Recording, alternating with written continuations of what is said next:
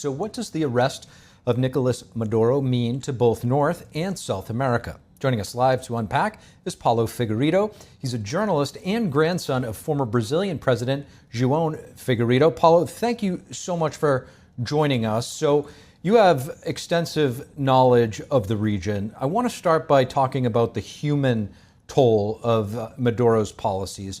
Here's a bit of sound from Venezuelan immigrant in New York celebrating the dictator's arrest.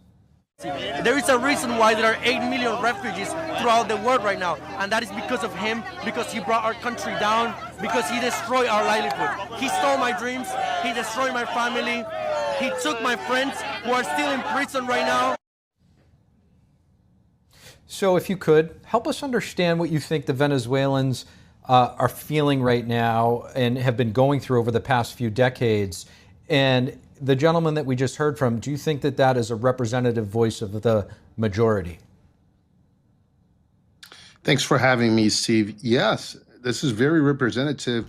And if you talk to pretty much any Venezuelan you know, that's not a professor in an American university or from the left or from the Democratic Party, people are very hopeful. People are happy.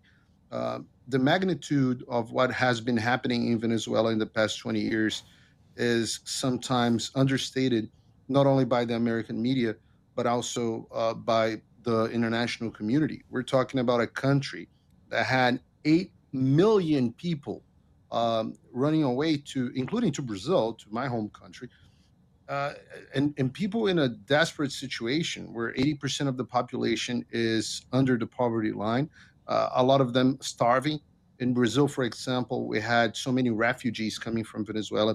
And the problem that we had with them is that they ate their pets, meaning their dogs and cats, on the way fleeing from Venezuela to Brazil. That's how bad the situation was over there. And we didn't see any outcry from the international community, from the left, from the same people that are now protesting. So if you talk to regular people in Venezuela, they are very happy, and that's the truth.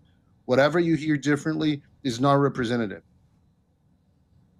There's a lot of concern about the direction that Brazil is heading, as well as really, many other countries throughout Latin America.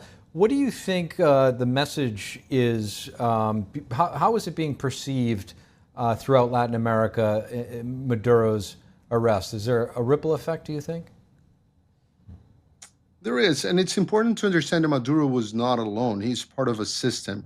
In Latin America, we call it the São Paulo Forum, the Foro de São Paulo, which is the association of the leftist leaders. So it was founded by the sitting president of Brazil, Lula da Silva, with the Cuba dictator Fidel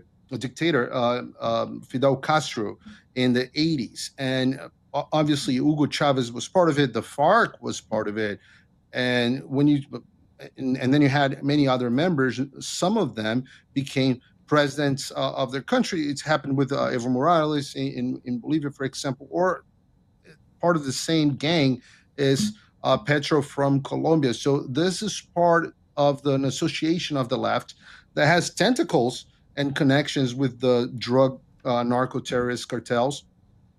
And what happened to Maduro, it shows that the United States, first of all, it shows that the United States changed their policy back to maybe something closer to the Teddy Roosevelt era, not only the moral doctrine, but also the way to treat Latin America as a region that needs stability. And if forces step in and use their influence to destabilize the region, the United States will also counter that. And I'm sure that Petro is not feeling safe right now. Definitely, Lula is not in the I'd say, the most relaxed moment of his presidency in Brazil.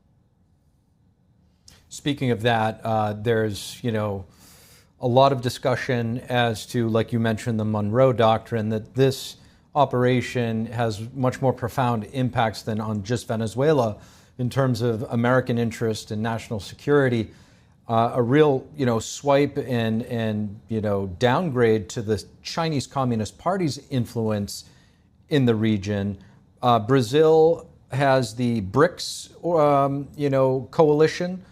Brazil, I believe, is it Russia and China, South Africa as well. Do you think Lula, the president of Brazil, is second guessing that relationship that he has with the BRICS countries? Yes, he is. Donald Trump was a very smart in the way he conducted this, in a sense. In the months before the operation in Venezuela, Trump flipped 180 degrees from treating Lula da Silva in Brazil as someone not a good guy, in his own words, to a very good guy in his own words. So the reason why Donald Trump did that, it looks like, it was to pretty much neutralize Brazil and steer Brazil away from Venezuela and to China and to the other BRIC countries. Brazil is not in it, but before that, he sanctioned several Brazilian authorities, including the Supreme Court Justice, which is the most powerful figure of the country, Alexandre de Moraes, as a human rights violator. Just a few weeks before the operation in Venezuela, President Trump lifted, kind of without explanation, the sanctions against Moraes in Brazil. So the bottom line of this is that it looks like he acted in a way to neutralize any opposition from Brazil, which is undeniably the biggest country and the most influential country in the region.